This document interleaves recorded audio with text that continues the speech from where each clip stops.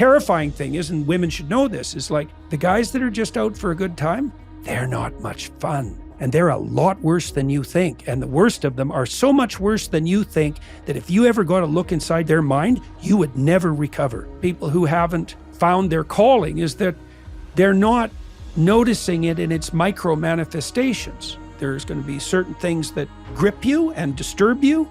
And those are the problems that you're destined to have to contend with. The cluster B psychopathologies are notoriously resistant to psychotherapeutic intervention. I mean, first of all, this kind of goes back to the discussion of pride. They're very unlikely to come for counseling because, and if they do, they're the sort of people, and I'm dead serious about this, they're likely to announce themselves as the sort of person that the therapist is very lucky to be interacting with. Right, that there's no doubt that this will be at least as advantageous for the therapist as for the client, and that they're the sort of special person who has graced this office with their presence. And that's not a word of exaggeration. I had some pretty unpleasant child molesting psychopaths, for example, in my clinical practice. And the one that I remember most particularly was unbelievably good at putting himself forward as a pillar of a devoted, misunderstood pillar of the community. Like, it was just his constant refrain, absolutely unteachable. And antisocial personality is notoriously resistant to psychotherapeutic intervention. It's the same with histrionic, borderline, narcissistic.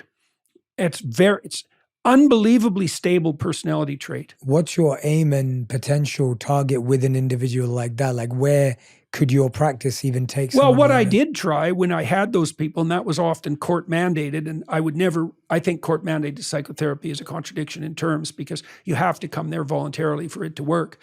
My approach with people like that was to appeal to something like their more extended self-interest, which would be, well, I don't know if you noticed there, buddy, but your constant interference with children has decimated your marriage and your family, and you've been in prison for it, and people are on to you. And so a wise narcissistic psychopath might tone it down a bit, but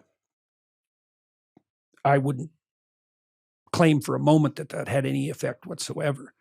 Wow. The degree of cynicism that characterizes someone like that is it's very difficult to develop an appreciation for evil. It's not a fun place to go. And to do it properly, you also have to start to recognize it in yourself. And that is not pleasant.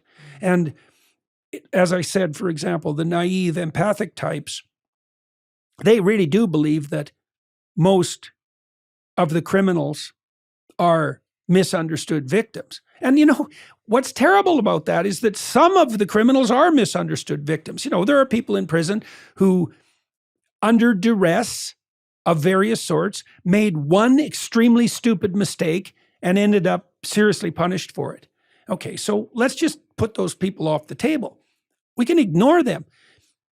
1% of the criminals commit 65% of the crimes. Okay, so those are the people that we're looking at. Recalcitrant repeat offenders with a proclivity for violence. Okay, can you repair them? No. The standard penological theory is that part of their problem is actually delayed maturation for whatever reason. You just put them in prison till they're in their late 20s, and then they're much less likely to reoffend. Why? Did they learn? That's one way of thinking about it. They're less impulsive and sensation-seeking as a consequence of maturity, and likely some of it is just delayed maturity. But it has very little to do with rehabilitation and a lot to do with age. The male crime curve spikes at 15, and even among normal males, let's say, they're much more likely to misbehave as testosterone and maturation kick in, and then you see a return to something approximating normal behavior, usually by the time of 24 or 25, when men take on more of the mature responsibilities of life. And the criminal pattern is approximately equivalent to that, although the lag to maturity is longer. But no, there's no evidence that I find credible that the cluster B psychopathologies are amenable to psychotherapeutic intervention. I don't think so. Yeah. And they're also generally a very, very, very, very, you need a lot of varies to make that right, very difficult population to work with. Yeah, and you do that at your peril.